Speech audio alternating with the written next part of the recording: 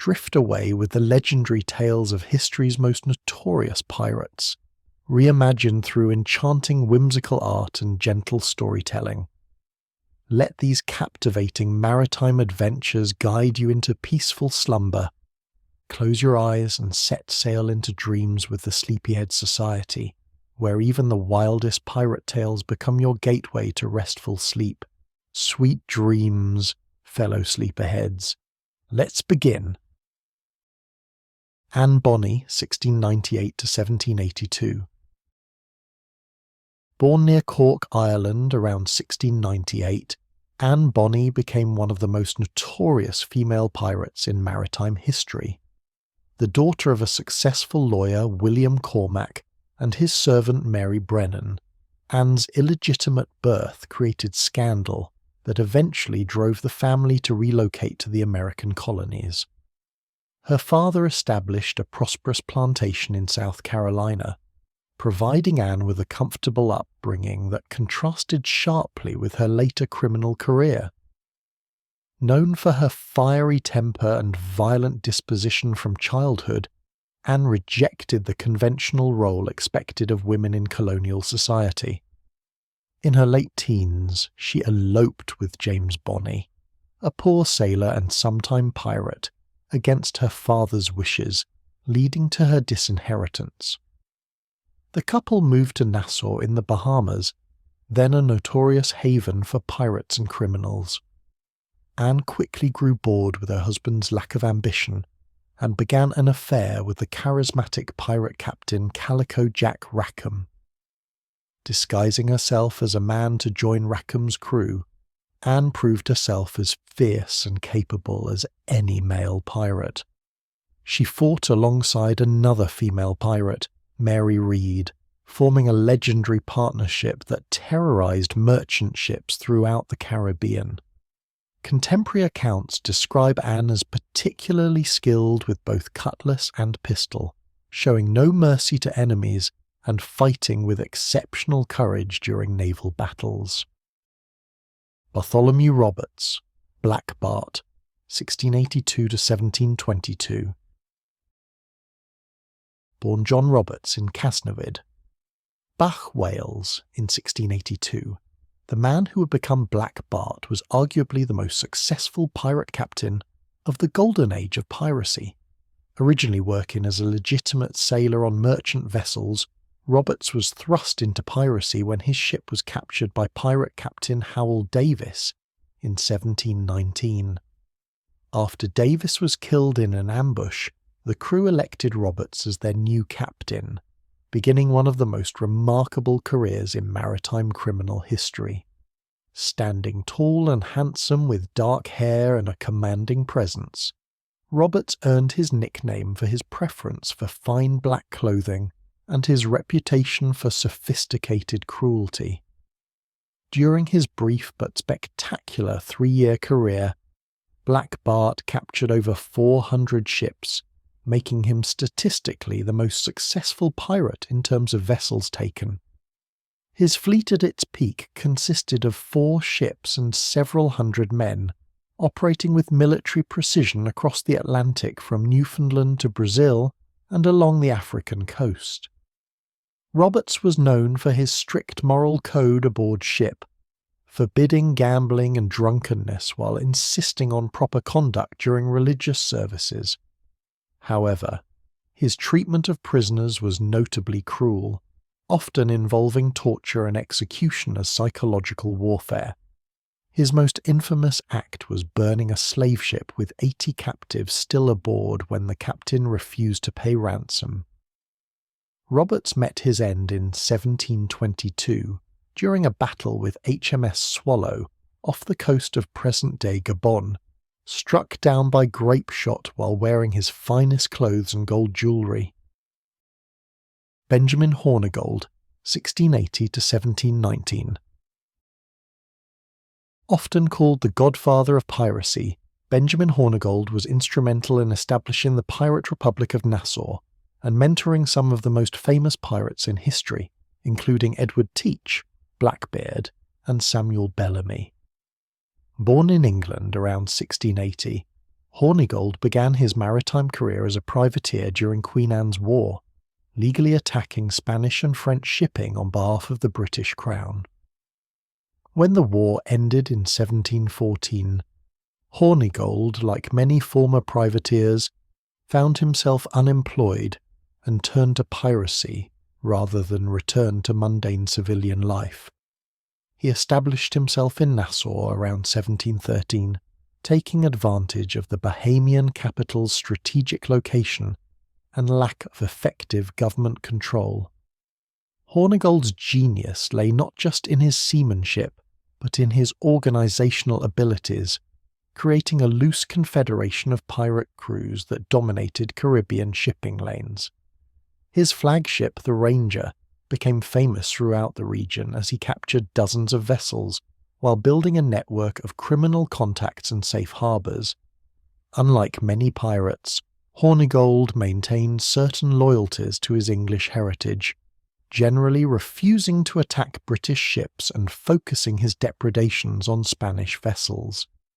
This selective patriotism would ultimately save his life when British authorities offered amnesty to pirates willing to surrender.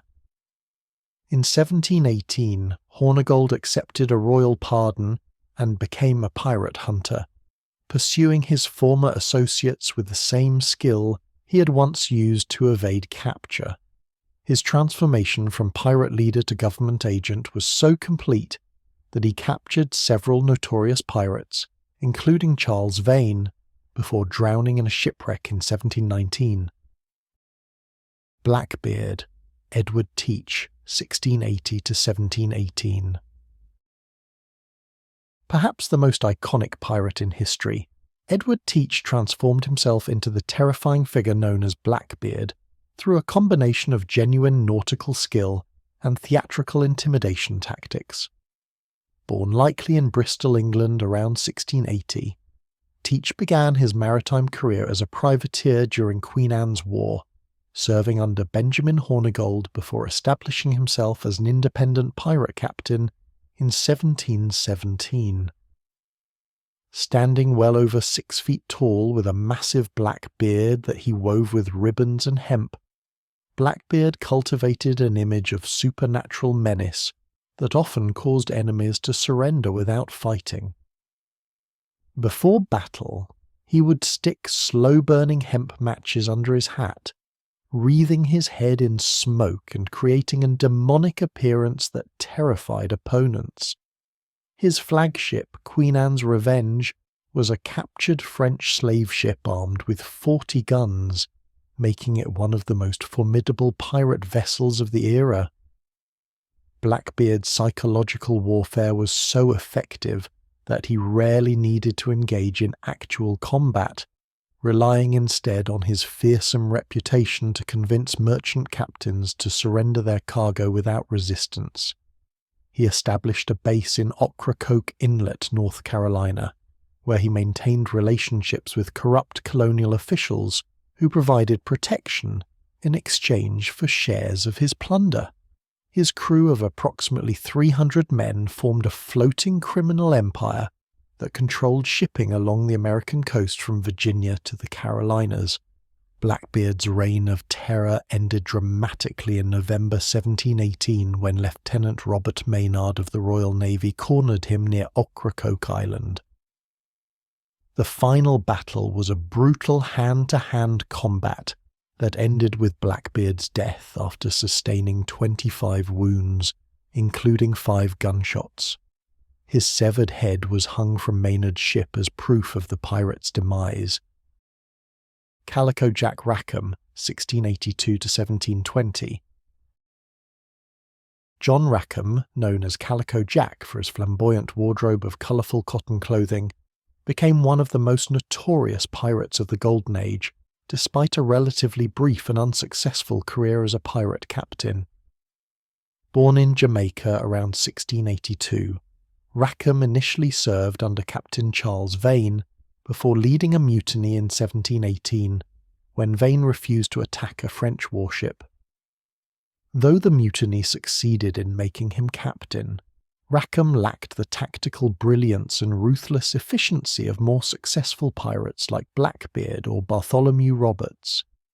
His fame derives not from his prowess as a pirate, but from his association with the two most famous female pirates in history, Anne Bonny and Mary Read, both of whom served aboard his ship and fought with exceptional courage. Rackham's piratical career was marked more by style than substance. He designed one of the most recognisable Jolly Roger flags in pirate history, featuring a skull above two crossed cutlasses, which became the template for the stereotypical pirate flag. His crew operated primarily in the Caribbean, capturing small merchant vessels and fishing boats, rather than the rich prizes taken by more successful pirates. Rackham's downfall came through his romantic entanglements and poor judgment. His affair with Anne Bonny, who had left her husband to join his crew, created complications that distracted from effective piracy. In October 1720, his ship was surprised and captured by a Jamaican pirate hunter, while most of the crew was drunk. During the capture, only Anne Bonny and Mary Read fought effectively while Rackham and the male crew members hid below deck. He was tried and hanged in Jamaica in November of 1720, with his body displayed in chains at Deadman's Cay as a warning to other pirates. Captain William Kidd, 1645 to 1701. Captain William Kidd's story represents one of history's most controversial cases of the thin line between legitimate privateering and outright piracy. Born in Scotland around 1645, Kidd established himself as a respectable sea captain and New York merchant before accepting a commission in 1695 to hunt pirates in the Indian Ocean. His transformation from pirate hunter to accused pirate illustrates the complex political and legal realities of maritime commerce in the late 17th century. Kidd's troubles began with his commission from the Earl of Bellamont, which authorised him to capture pirate vessels and enemy French ships, with profits to be shared among investors including several prominent English nobles. However, when Kidd's crew grew restless after months without capturing legitimate prizes, pressure mounted to attack any available targets regardless of nationality. His capture of the Quedair Merchant, an Armenian ship carrying valuable cargo under French passes, technically fell within his legal authorization, but created diplomatic complications that would doom him. The ship's cargo of silk, calico, sugar and precious metals was worth enormous sums, making Kidd suddenly wealthy but also politically vulnerable. When he returned to American waters in 1699, Kidd discovered that he had been proclaimed a pirate and that his powerful backers had abandoned him to protect their own reputations. His arrest and trial became a political spectacle, with Kidd maintaining his innocence while prosecutors portrayed him as a bloodthirsty criminal. The evidence against him was largely circumstantial, and many historians believe he was scapegoated by politicians who needed to demonstrate their commitment to suppressing piracy. Kidd was hanged at Wapping in London in 1701, with his body subsequently displayed in chains as a warning to other mariners. His execution was botched when the rope broke during the first attempt, requiring a second hanging that was seen by many as divine intervention on behalf of an innocent man. Charles Vane, 1680 to 1721. Charles Vane embodied the defiant, lawless spirit that made Nassau's pirate republic both legendary and ultimately unsustainable. Born in England around 1680, Vane emerged as one of the most uncompromising pirates during the Golden Age, refusing all offers of amnesty and maintaining his criminal career even as British authorities systematically dismantled pirate strongholds throughout the Caribbean. Unlike pirates who operated with some semblance of honour or restraint, Vane was notorious for his cruelty toward prisoners and his complete disregard for any authority beyond his own will. He established his reputation during the defence of Nassau in 1718, when Governor Woodes Rogers arrived with a royal pardon for all pirates willing to surrender. While many pirates accepted the amnesty, Vane dramatically rejected the offer by loading a captured French prize with combustible materials, setting it ablaze and sailing it directly toward Rogers' fleet as a fireship before escaping through the chaos. This act of defiance made him a symbol of pirate resistance, but also marked him as a primary target for British pirate hunters. Vane's crew operated throughout the Caribbean and along the American coast, capturing numerous prizes while evading increasingly sophisticated pursuit by naval forces. His leadership style was based on intimidation and violence, maintaining discipline through fear rather than the democratic principles espoused by some other pirate captains. However, his extreme methods eventually turned his own crew against him.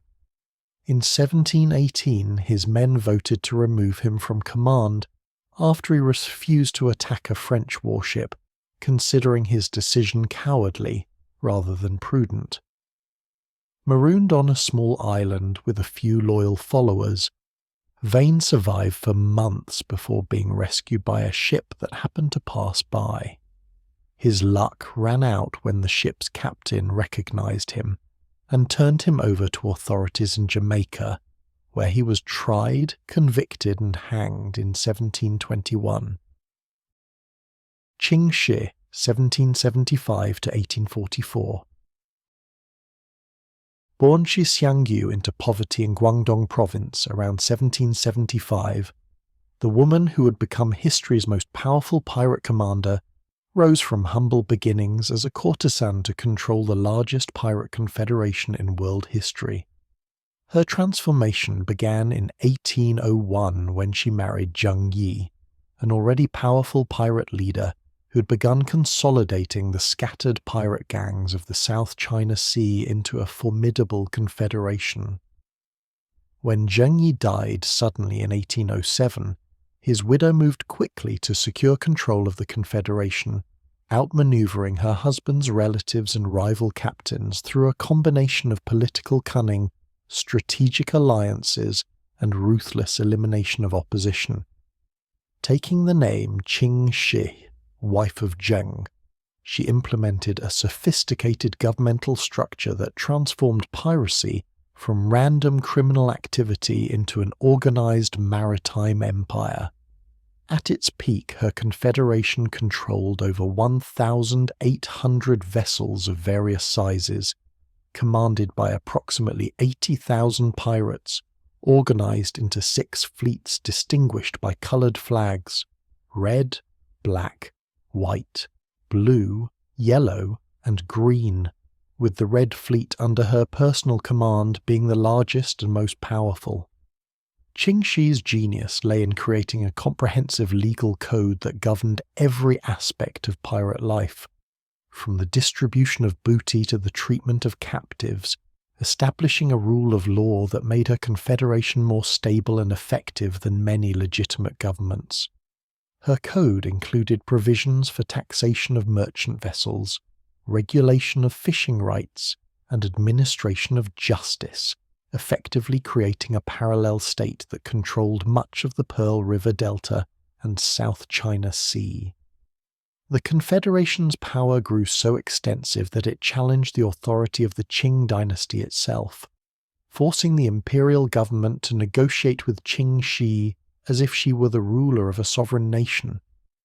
In 1810, recognizing that her position, while powerful, was ultimately unsustainable against the combined forces of the Chinese Imperial Navy and Portuguese colonial authorities, Ching Shih negotiated a remarkable amnesty agreement that allowed her to retain significant power while ending her piratical activities. Edward Ned Low, 1690 to 1724. Born into poverty in Westminster, London, around 1690, Edward Low became notorious as perhaps the most sadistically cruel pirate of the Golden Age, earning a reputation for torture and murder that horrified even his criminal contemporaries. Low's early life was marked by petty crime and violence, working as a pickpocket and burglar before finding employment as a rigger on sailing ships. His legitimate maritime career ended around 1714 when he travelled to Boston and worked in shipyards, but his violent temper and criminal inclinations made steady employment difficult. Low's transformation into a pirate began in 1722 when he was working on a Honduran logging expedition and killed a fellow worker during a dispute over food. Fleeing to sea with several accomplices, he captured a small sloop and began a career of piracy that would become legendary for its extreme brutality. Unlike pirates who viewed their activities primarily as business ventures, Low seemed to take genuine pleasure in inflicting pain and terror on his victims. His methods of torture were creative and horrific. He cut off prisoners' noses, ears, and lips for minor offences, roasted captives alive over open fires, and forced prisoners to eat their own severed body parts. One of his most notorious acts involved cutting out a Portuguese captain's heart and forcing the man's crew to watch him eat it while still warm. Low's psychological profile suggests a genuine sadist who used piracy as an outlet for deep-seated violent impulses rather than simple greed for wealth. His crew operated throughout the Caribbean and along the North American coast, capturing over 100 vessels during his 2-year career, while leaving a trail of mutilated corpses and traumatized survivors. Low's extreme methods eventually proved counterproductive, as his reputation for cruelty caused many victims to fight to the death rather than surrender, resulting in costly battles that decimated his crew. His own men eventually tired of his sadistic leadership and marooned him on a small island around 1724, where he presumably died of starvation or exposure. Francis Drake, 1540 to 1596. Sir Francis Drake occupied a unique position in maritime history as both England's greatest naval hero and, from Spanish perspective, one of the most successful pirates of the 16th century. Born into a Protestant farming family in Tavistock, Devon, around 1540, Drake was apprenticed to a bark captain at age 13, beginning a maritime career that would span 4 decades and help establish England as a major naval power. His transition from merchant sailor to privateer began in the 1660s when he joined his cousin John Hawkins in slave trading expeditions to Africa and the Americas, where encounters with hostile Spanish forces shaped his lifelong hatred of Catholic Spain. Drake's privateering commission from Queen Elizabeth I in 1572 gave legal cover to what the Spanish considered outright piracy, beginning a campaign of raids against Spanish colonies and shipping that would make him wealthy and famous throughout Europe. His most famous exploit was his circumnavigation of the globe from 1577 to 1580, ostensibly a trading voyage but actually an extended raiding expedition that netted enormous treasure from Spanish settlements along the Pacific coast of the Americas. During this voyage, Drake captured the Spanish treasure ship Nuestra Señora de la Concepción, seizing silver worth approximately £126,000, equivalent to hundreds of millions of dollars today, which he presented to Queen Elizabeth upon his return. The Spanish considered Drake El Draki, the dragon, a demon whose attacks on their colonial empire threatened their entire American enterprise, placing a bounty on his head equivalent to several million modern dollars. Drake's methods combined legitimate naval tactics with piratical opportunism, attacking undefended settlements, capturing merchant vessels, and extorting ransom from colonial authorities while maintaining that his actions were sanctioned by his sovereign. His psychological warfare included deliberate displays of English Protestant superiority, often forcing Spanish priests to conduct Anglican services and demonstrating contempt for Catholic religious symbols. Drake's later career included command positions in the English fleet that defeated the Spanish Armada in 1588, cementing his reputation as a national hero while confirming Spanish views of him as an arch-criminal.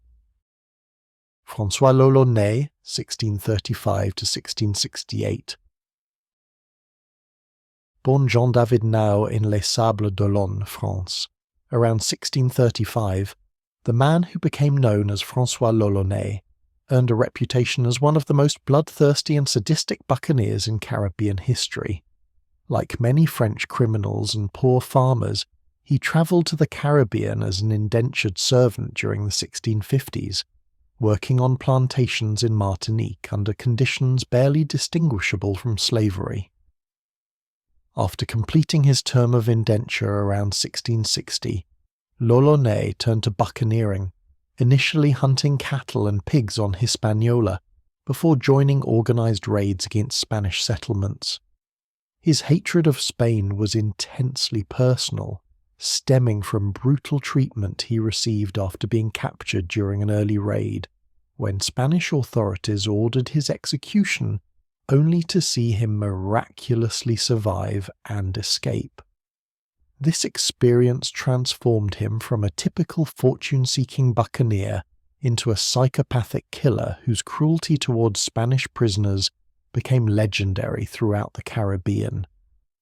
L'Olonnais established his reputation through a series of increasingly audacious attacks on Spanish towns and ships, demonstrating tactical brilliance combined with unrestrained sadism.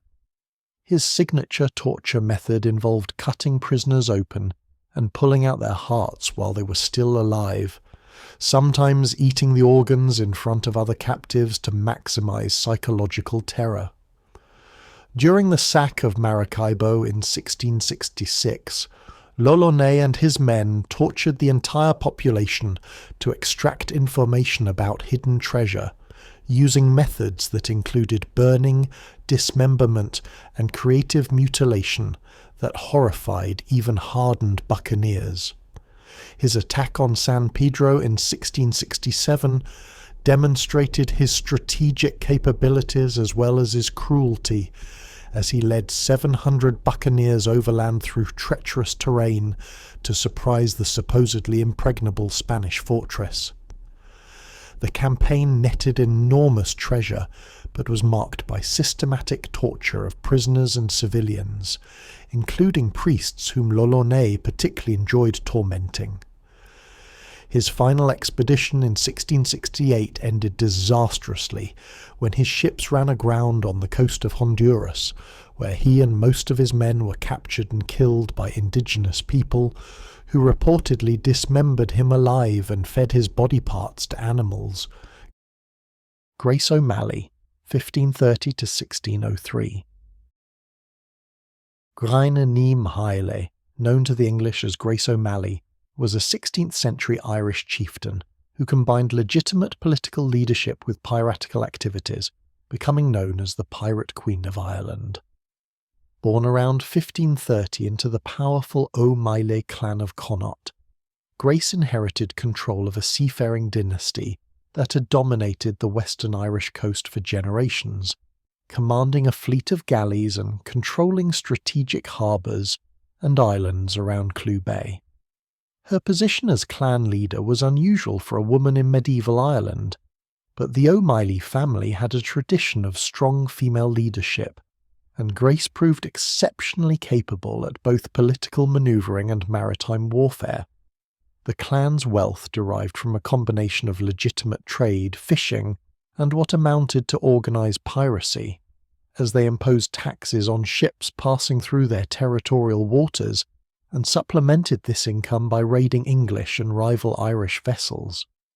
Grace's activities were complicated by the ongoing English conquest of Ireland under the Tudors, which threatened traditional Gaelic power structures and forced Irish leaders to choose between accommodation or resistance.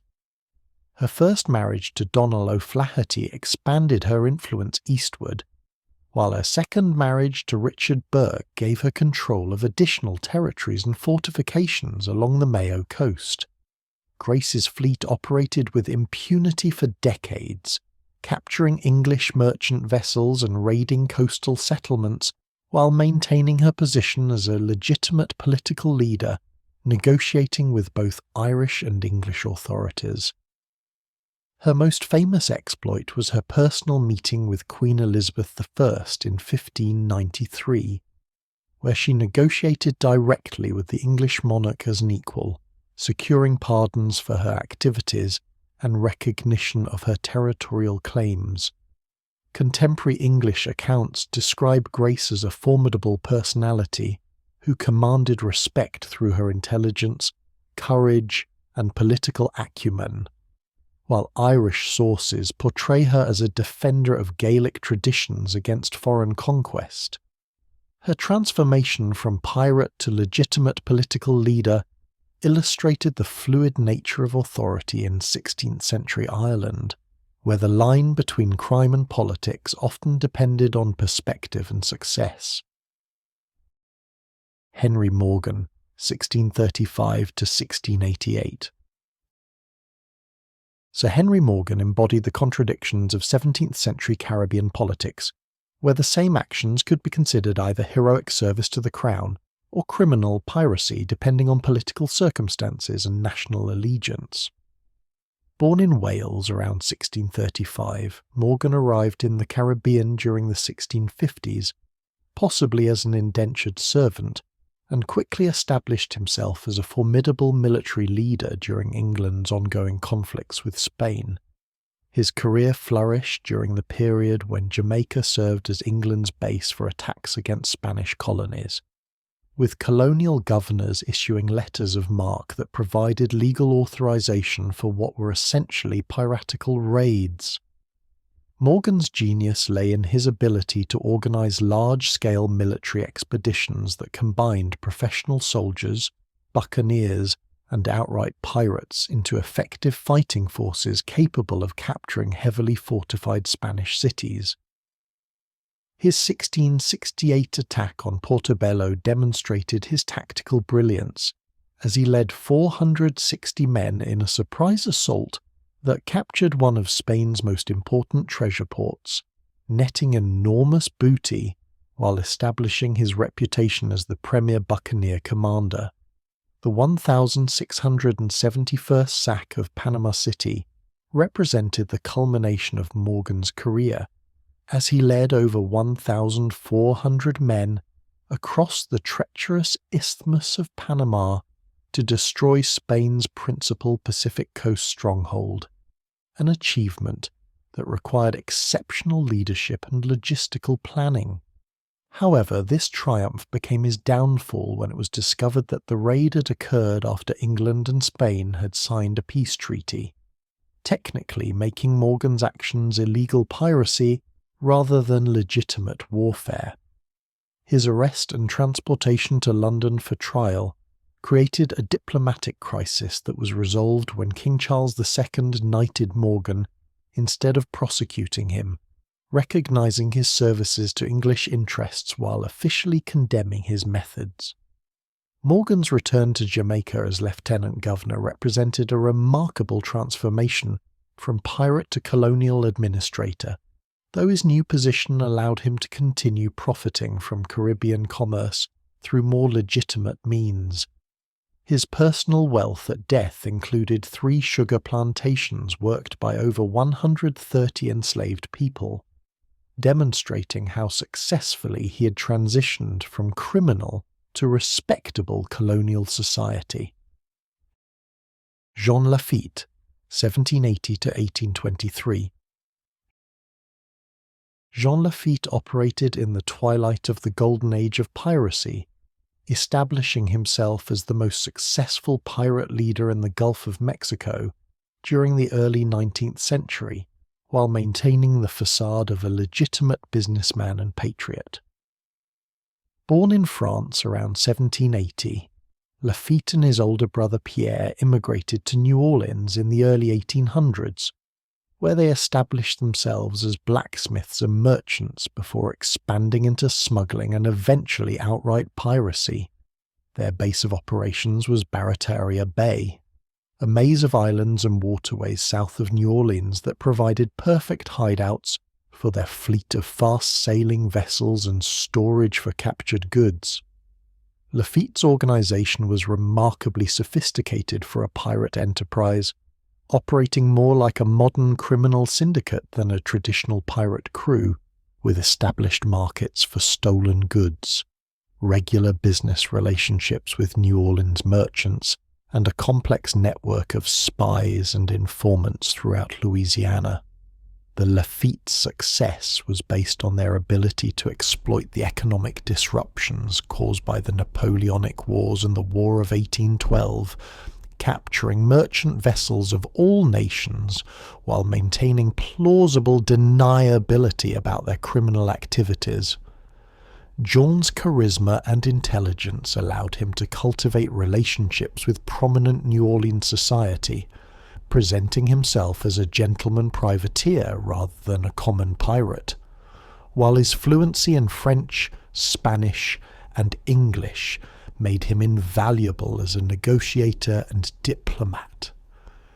His most famous exploit was his role in the Battle of New Orleans in 1815, when he provided crucial intelligence and military support to Andrew Jackson's forces defending the city against British invasion, earning him a presidential pardon for his previous crimes. However, Lafitte's patriotic service was motivated more by pragmatic business considerations than loyalty to the United States, as he recognized that British control of New Orleans would be detrimental to his smuggling operations. After the war, he relocated his organization to Galveston Island, Texas, where he established a new pirate kingdom under the pretense of serving as a privateer for various Latin American republics fighting for independence from Spain. Mary Read, 1695 to 1721. Born in England around 1695, Mary Read lived most of her life disguised as a man, serving as a soldier and sailor before becoming one of history's most famous female pirates, alongside her partner Anne Bonny. Her unusual life began in childhood when her mother dressed her as a boy to deceive relatives and claim financial support intended for a deceased male child, establishing a pattern of gender deception that would define her entire existence. Read's early career included service in the British military, where she fought with distinction in European campaigns, while maintaining her male disguise so effectively that she married a fellow soldier who was apparently unaware of her true gender. After her husband's death, Read returned to her male persona and sought employment aboard merchant vessels, where her maritime skills and physical courage made her a valued crew member despite the constant risk of discovery.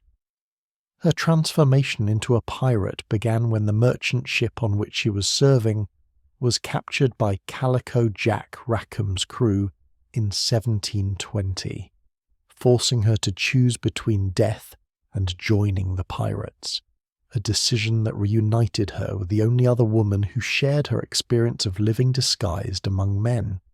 Read's partnership with Anne Bonny created one of the most formidable fighting teams in pirate history, as both women proved themselves more courageous and skilled in combat than most of their male colleagues, earning respect through their willingness to engage in close quarters battle with cutlass and pistol. Her psychological profile reveals a complex individual who found in piracy not just economic opportunity, but also personal freedom from the rigid gender roles that had constrained her throughout her life, allowing her to express both her martial abilities and her romantic inclinations without conforming to social expectations. During the final capture of Rackham's crew by Jamaican authorities, Reed and Bonny were the only crew members who fought effectively, while Rackham and his men cowered below decks, demonstrating the superior courage that had made them legendary among Caribbean pirates. Her trial in Jamaica became a sensation when her female identity was revealed, challenging contemporary assumptions about gender capabilities and criminal responsibility, though she escaped immediate execution by claiming pregnancy, a common legal strategy known as pleading the belly.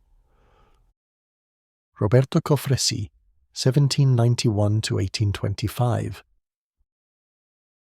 Roberto Cofresí Ramírez de Arellano, known as El Pirata Cofresí, was the last great pirate of the Caribbean, operating during the early 19th century, when most maritime piracy had been suppressed by improved naval patrols and international cooperation.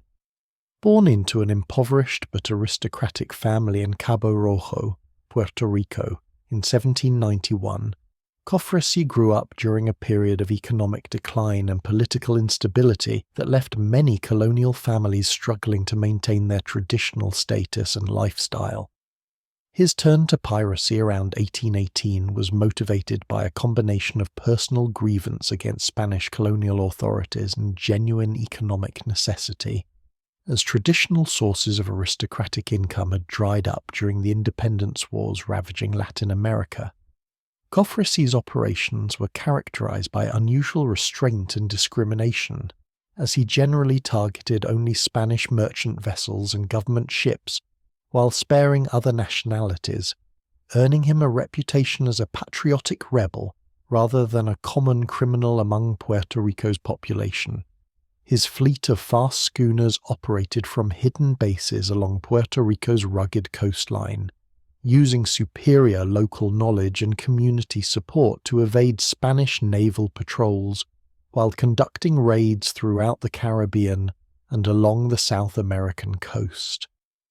Unlike earlier pirates who sought only personal enrichment, Cofresí distributed much of his captured wealth among Puerto Rico's poor, earning him folk hero status as a Robin Hood of the Caribbean, who robbed from Spanish oppressors to help local people. His crew was notably disciplined and professional compared to earlier pirate gangs, reflecting Cofresí's aristocratic background and military training, with strict rules against unnecessary violence and provisions for sharing captured goods equitably among all participants.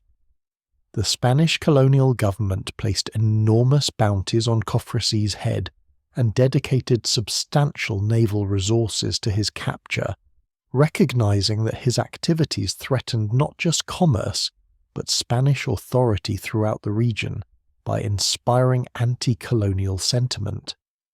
His capture in 1825 resulted from betrayal by local informants who had been bribed by Spanish authorities, ending the last significant pirate operation in Caribbean waters and marking the definitive end of the Golden Age of Piracy.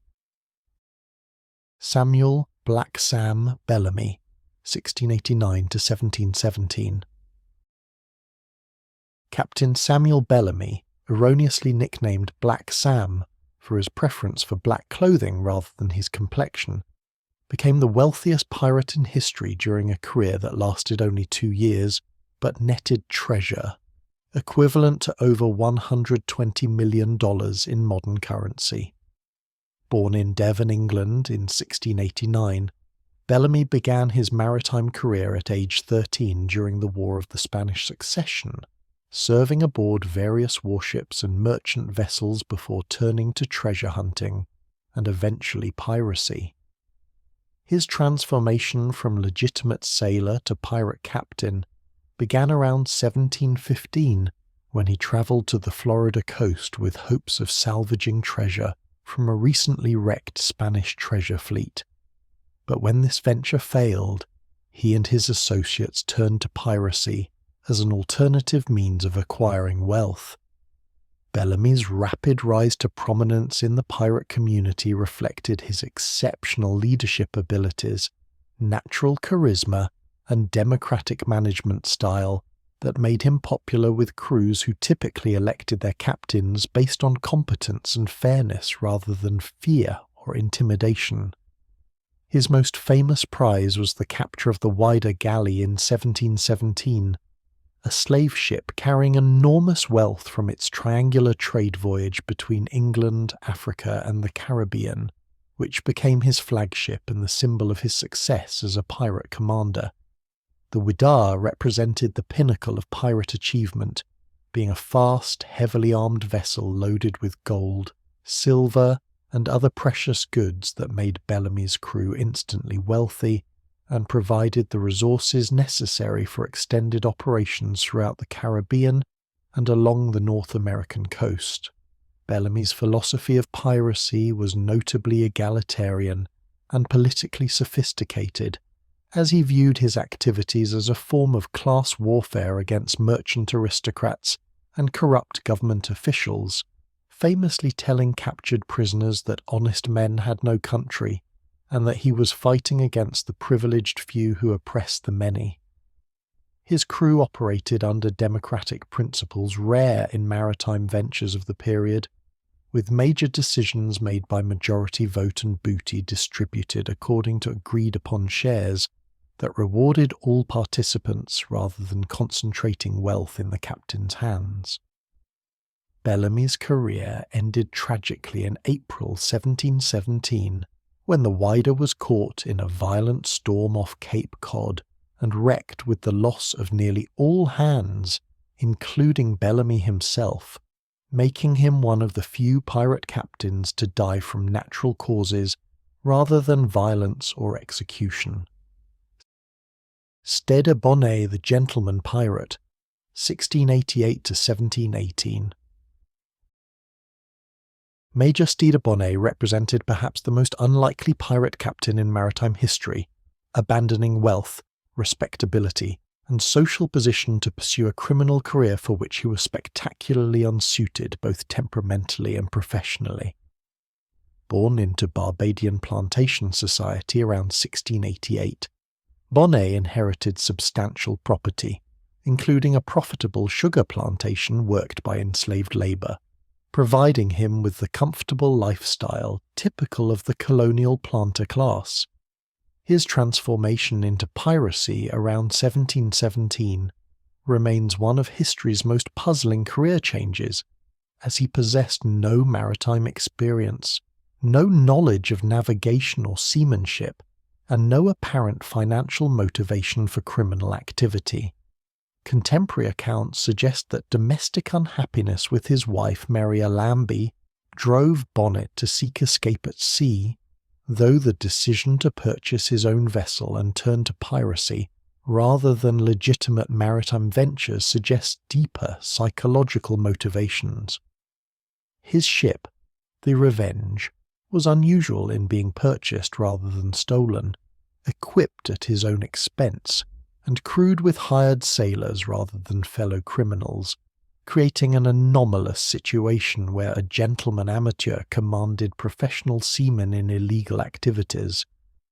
Bonnet's lack of practical pirate skills became apparent immediately, as he proved unable to navigate effectively, fight competently, or maintain discipline among his crew, leading to his subordination to the more experienced Edward Teach, Blackbeard, who essentially took control of his ship and operation. His brief partnership with Blackbeard provided valuable education in practical piracy, but also demonstrated his fundamental unsuitability for criminal leadership, as he remained more concerned with maintaining gentlemanly behaviour than with the ruthless efficiency required for successful piracy. After Blackbeard abandoned him, Bonnet attempted to continue his piratical career independently, but his continued incompetence and poor decision-making led to his capture by South Carolina authorities in 1718 following a disastrous attempt to take prizes near Charleston. His trial became a sensation due to his unusual background and genteel demeanour, with contemporary observers expressing fascination at seeing an educated gentleman reduced to common criminality, though his execution proceeded despite appeals for clemency based on his previous respectability. As our pirate tales fade into the mist and these legendary captains sail off into the horizon, may their adventures carry you gently into the most peaceful of dreams. Thank you for joining the Sleepyhead Society tonight. Rest well, and we'll see you on the next voyage into slumber. Fair winds and following seas into dreamland.